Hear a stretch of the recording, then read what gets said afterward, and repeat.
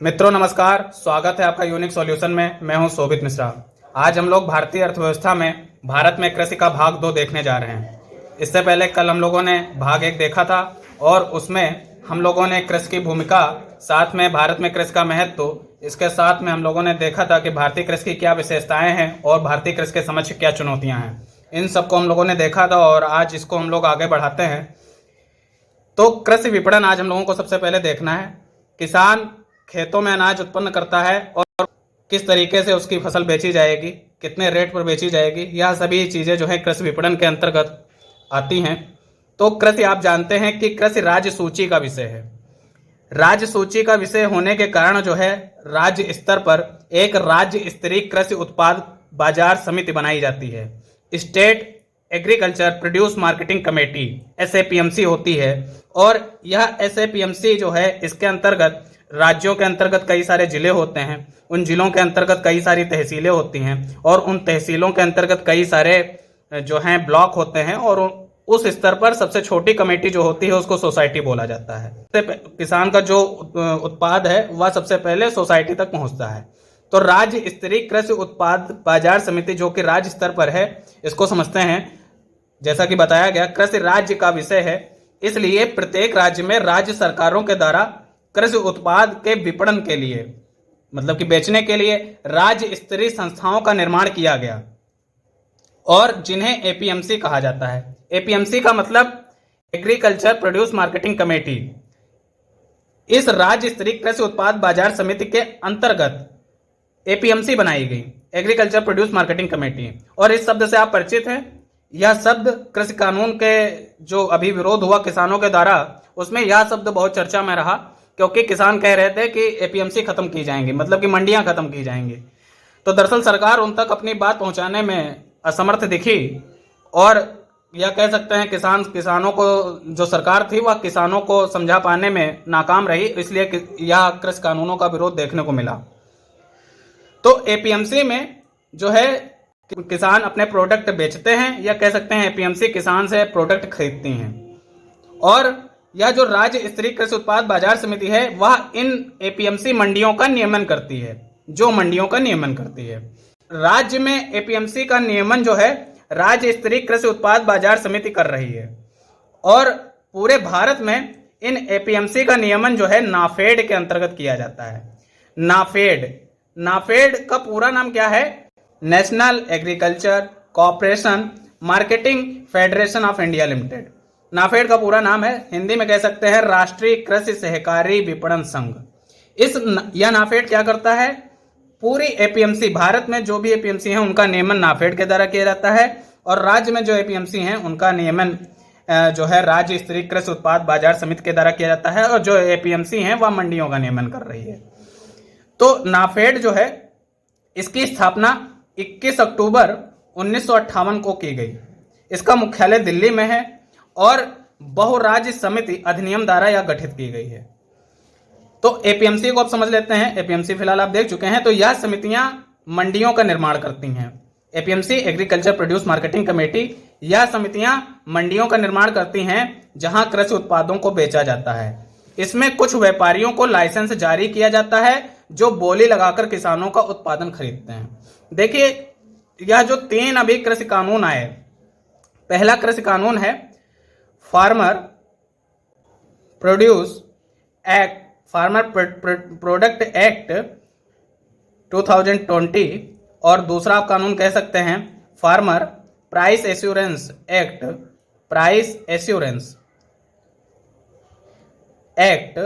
2020 और जो तीसरा एक्ट था वह इसेंशियल कमोडिटी एक्ट, आवश्यक वस्तु अधिनियम।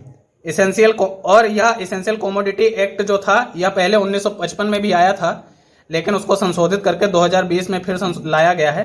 तो यह 3 कानून जो थे, farmer product act 2020, farmer price assurance act 2020 और इसेंशियल कमोडिटी एक्ट, यह 3 कानून जो थे, इस फार्मर प्रोडक्ट एक्ट में यह कहा गया कि किसान चाहें तो अपने जो प्रोडक्ट हैं वह मंडियों में बेचें, या अगर उनको लग रहा है कि जो उनका प्राइस है वो उनको कहीं बाहर बढ़िया मिल सकता है तो वो बाहर भी बेच सकते हैं।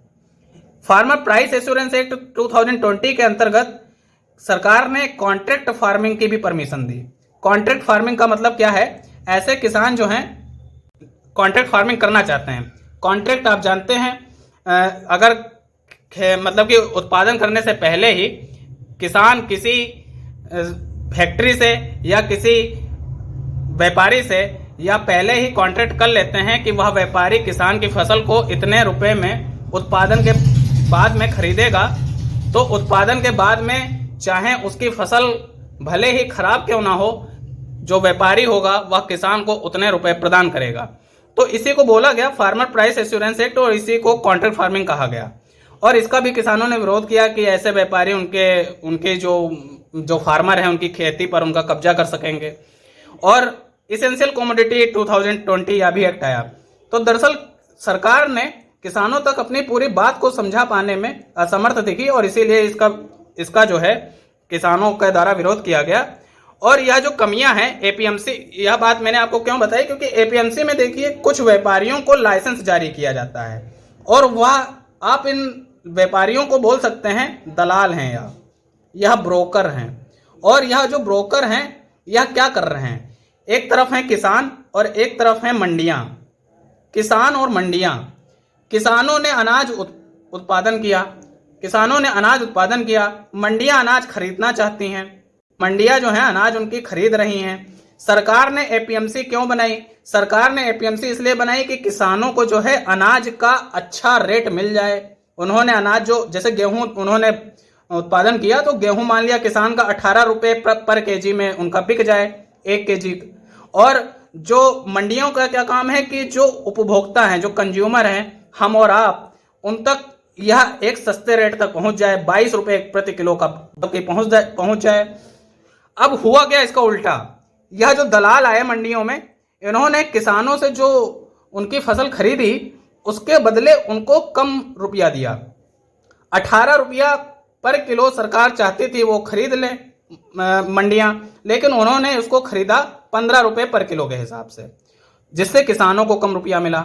और वही उसके बाद में जहां सरकार चाहती थी कि मंडियों से जब ये कंज्यूमर तक पहुंचे तो 22 रुपए पर किलो के हिसाब से पहुंचे, वही जो गेहूं है जब वहां आटा से बन करके जब कंज्यूमर तक पहुंचा तो वो 38 से 40 रुपए पर किलो के हिसाब से पहुंच रहा। हुआ उल्टा। तो इसमें हुआ क्या, जो व्यापारी वर्ग बीच में आया, जिसको लाइसेंस दिया गया कि वह बोली लगाकर किसानों का उत्पादन खरीदे, जो दलाल हुए, उससे किसानों को बहुत सारी समस्याएं झेलनी पड़ी। और किसानों को जो है इन्हीं समस्याओं को दूर करने के लिए यह 3 एक्ट आए, लेकिन किसान इसको समझ पाने में असमर्थ रहे और जिसके कारण सरकार समझाने में असमर्थ रही और किसानों के द्वारा इसका विरोध किया गया। तो आगे उम्मीद है आप समझे। मॉडल एपीएमसी एक्ट क्या है? अब आप कहेंगे कि एपीएमसी जो है यह राज्य स्तरीय कृषि उत्पाद बाजार समिति के द्वारा नियमित की जाती है। तो मॉडल एपीएमसी एक्ट कहने का मतलब क्या है? मॉडल का मतलब समझिए, अगर कोई राज्य चाहे कि केंद्र उसके विषय पर अपना कानून बनाए, तो इसके लिए हमारे संविधान में अनुच्छेद 252 के अंतर्गत व्यवस्था की गई है।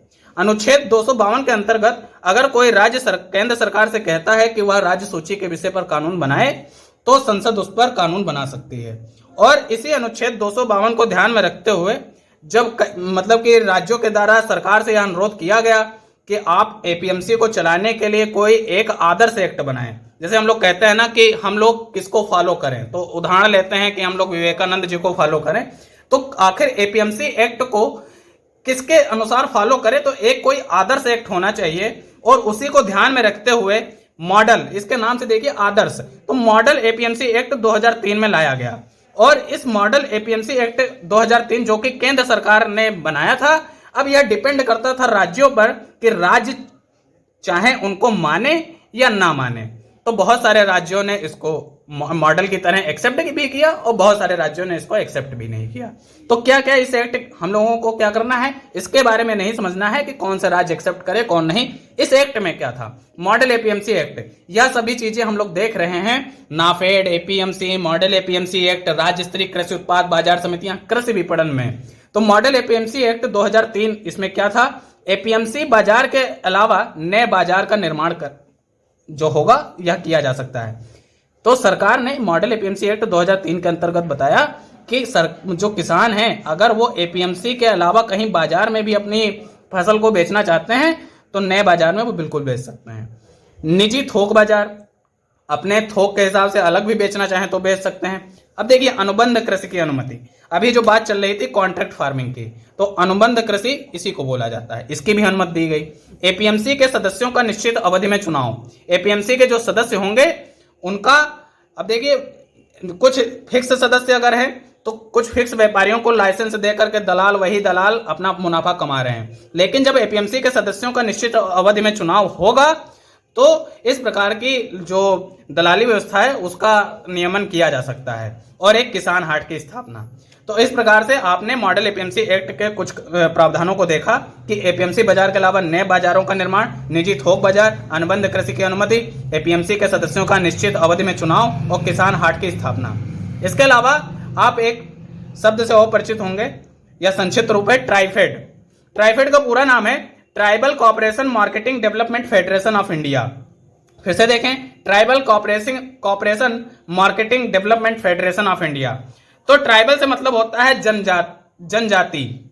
तो हम लोगों के भारत में जनजातियां जो हैं वह प्रचुर मात्रा में है। अब उनके उत्पाद और उनकी जो कृषि उत्पाद हैं उनको मंडी में किस तरीके से बेचा जाना है उसके लिए जो है एक अलग संस्था बनाई गई, ट्राइफेड। तो ट्राइफेड का काम यही है कि जो जनजातीय उत्पाद होते हैं उनको कंज्यूमर तक पहुंचाना और अच्छा प्राइस जनजातियों को दिलवाना। ट्राइफेड की स्थापना 1987 में की गई और इसमें आप कृषि मंत्रालय मत ध्यान रखिएगा क्योंकि यह जनजातियों से संबंधित है, तो जनजातीय मंत्रालय इसके अंतर्गत आता है और इसका मुख्यालय नई दिल्ली में है और इसके साथ में 13 क्षेत्रीय कार्यालय भी ट्राइफेड के आते हैं। ट्राइफेड, इससे अक्सर प्रश्न बनते हैं। तो आखिर इन कृषि विपणन की जो समस्याएं हैं इनका क्या समाधान हो सकता है? वर्तमान में आप जानते हैं सरकार के द्वारा एनडीए गवर्नमेंट में ई नाम से जो है एग्रीकल्चर के लिए सुविधा चालू की गई है। ई नाम क्या है? ई से आप अंदाजा लगाएं इलेक्ट्रॉनिक, और नाम का मतलब नेशनल एग्रीकल्चर मार्केटिंग, ठीक है। तो अगर इलेक्ट्रॉनिक रूप से एग्रीकल्चर की मार्केटिंग की जाए तो उसी को बोला गया ई नाम। तो ई नाम में क्या किया जाता है, जो पूरे देश की एपीएमसी हैं उन पूरे देश की एपीएमसी को जोड़ने का कार्य यह ई नाम करता है। तो ई नाम एक राष्ट्रीय कृषि बाजार है जो अधिकांश एपीएमसी को जोड़ने का कार्य करता है। इस अधिकांश एपीएमसी जो जब आपस में जुड़ जाएंगी तो सरकार जो कृषक हैं वह इलेक्ट्रॉनिक मोड से जो है अपने मोबाइल के जरिए यह जान पाएंगे कि किस मंडी में कौन सा प्राइस चल रहा है और वो किस मंडी में जाकर के अपना उत्पाद बेचे जिससे उनको अच्छा प्राइस मिल सके। तो यह एक राष्ट्रीय कृषि बाजार है जो अधिकांश एपीएमसी को जोड़ता है। यहाँ पर वस्तुओं की उपलब्धता होती है तथा मूल्य उनका पता चलता है, खरीद बिक्री का मूल्य पता चलता है और यह सॉफ्टवेयर आधारित प्रणाली पर काम करता है और अगर कहीं कीमत बदलती है तो उसका भी पता चलता है। इसके अलावा किसानों को उनकी फसल का जो है, अगर जैसे मान लीजिए उनकी फसल के दौरान जो है उनकी फसल नष्ट होती है कीटों के द्वारा या कोई प्राकृतिक आपदा आती है उसमें उनकी फसल बर्बाद होती है, तो उसके लिए प्रधानमंत्री फसल बीमा योजना प्रारंभ की गई। 2016 में यह बीमा योजना प्रारंभ की गई। एक राष्ट्र एक योजना के अंतर्गत कार्य करने वाली यह योजना है। पूरे देश में जो इस फसल बीमा योजना के जो प्रावधान है पूरे देश में एक जैसे लागू होते हैं और राष्ट्रीय कृषि बीमा योजना का यह प्रतिस्थापन करती है। मतलब कि प्रधानमंत्री फसल बीमा योजना के पहले कौन सी बीमा योजना थी? तो राष्ट्रीय कृषि बीमा योजना प्रधानमंत्री फसल बीमा योजना के पहले थी। 2016 में प्रारंभ हुई और यह समग्र जोखिम कवर करती है ताकि किसानों की आय को स्थिर किया जा सके।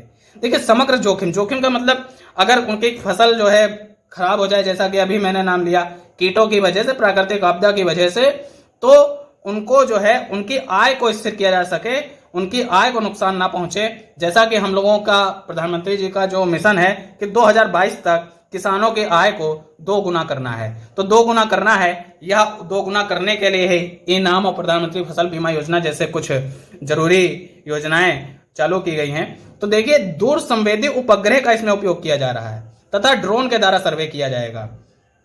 अब दूर संवेदी उपग्रह और ड्रोन के द्वारा सर्वे, यह किस लिए?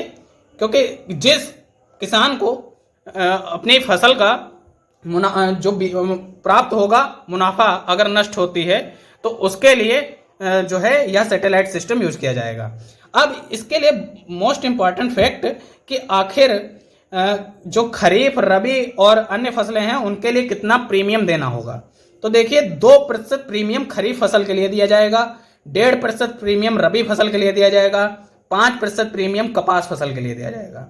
अब प्रीमियम का मतलब क्या है, जैसे मान लीजिए एक किसान ने अपने खेत में चावल का उत्पादन किया और उस चावल के उत्पादन में उसको ऐसा लगा कि उसकी फसल इस साल नष्ट हो सकती है, तो उसने 1 लाख का उसने बीमा कराया और उस 1 लाख का मतलब कि फसल नष्ट होने पे सरकार उसे इतना रुपया दे, तो 1 लाख का बीमा कराने में उसे खरीफ की फसल है तो चावल खरीफ की फसल है तो उसे 2% प्रीमियम देना पड़ेगा।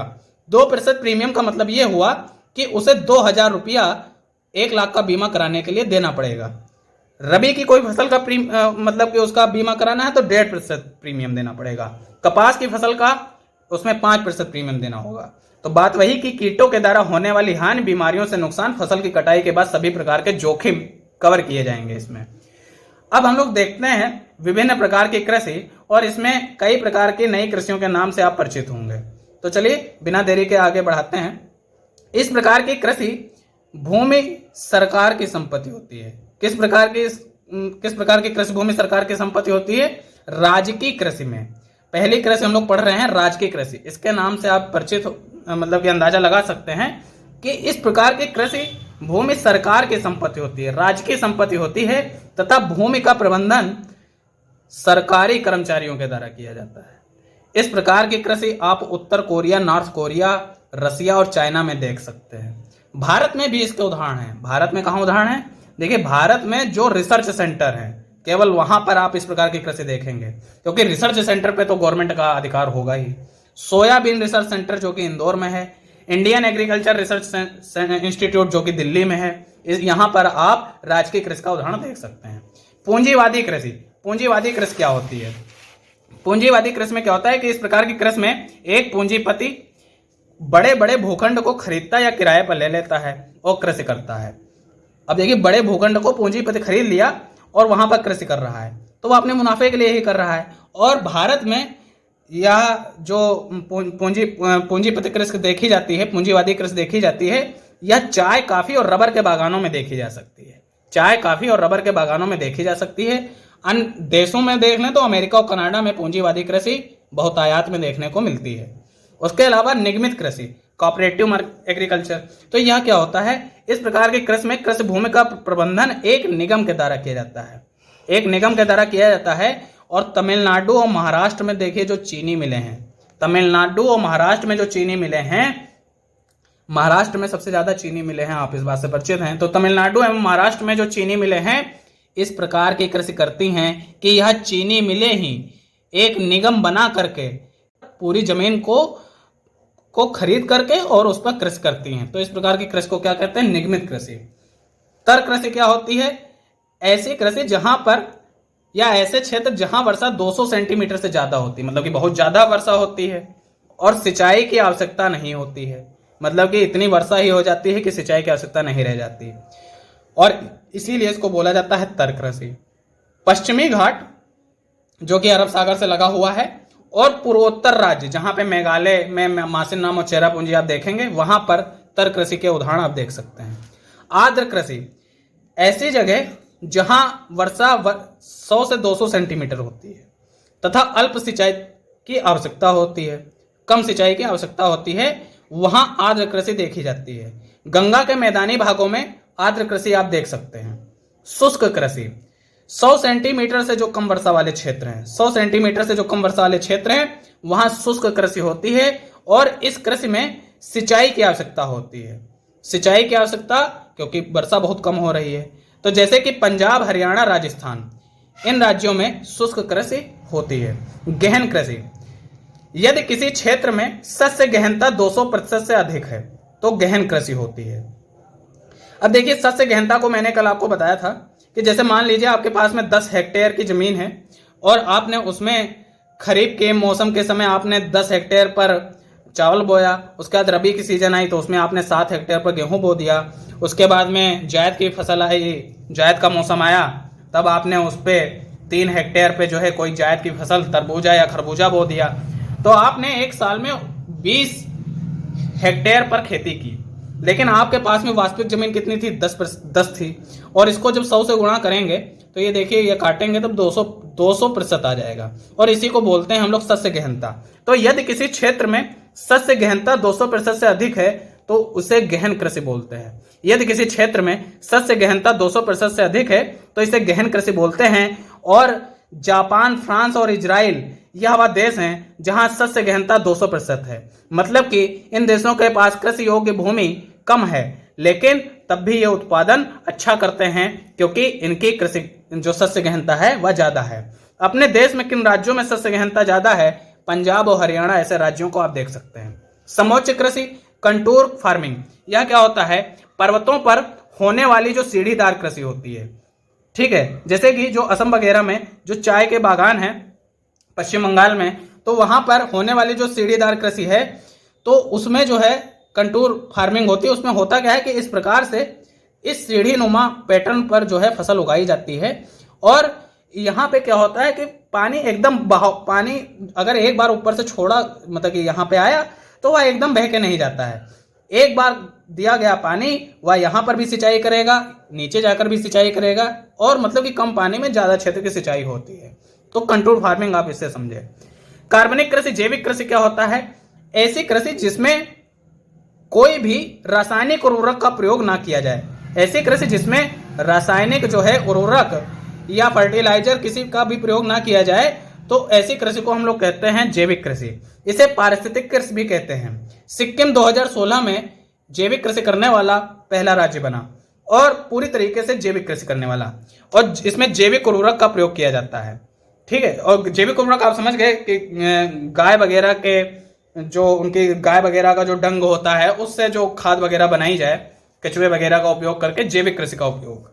और इसमें जीएम फसल या जीएम बीजों का भी प्रयोग नहीं किया जाता है। जीएम मतलब जेनेटिकली मॉडिफाइड बीजों का भी प्रयोग नहीं किया जाता है। इसके अलावा आप आगे देखें ले कृषि। ले कृषि क्या होती है? जब कृषि भूमि को 2 या 2 से अधिक वर्षों के लिए खुला छोड़ दिया जाए, मतलब कि एक बार कृषि की जाए और उसके बाद में 2 या 2 से अधिक वर्षों के लिए खुला छोड़ दिया जाए, तो इस प्रकार की कृषि को हम लोग कहते हैं ले कृषि। इसके अलावा आप और भी पढ़ते होंगे कि मिश्रित कृषि होती है। मिश्रित कृषि में क्या होता है कि कृषि के साथ साथ जो है पशुपालन भी किया जाए, तो इस प्रकार की कृषि को मिश्रित कृषि कहते हैं। तो इस प्रकार हम लोगों ने विभिन्न प्रकार की कृषियों को भी इस वीडियो में शामिल किया, और उम्मीद है आप इस सबको समझ पाए होंगे और आपको वीडियो पसंद आया होगा। वीडियो अगर आपको पसंद आता है तो आप वीडियो को लाइक कर दें, और चैनल को अगर अभी तक आपने सब्सक्राइब नहीं किया है तो आप सब्सक्राइब करें और मित्रों तक फॉरवर्ड करें। धन्यवाद।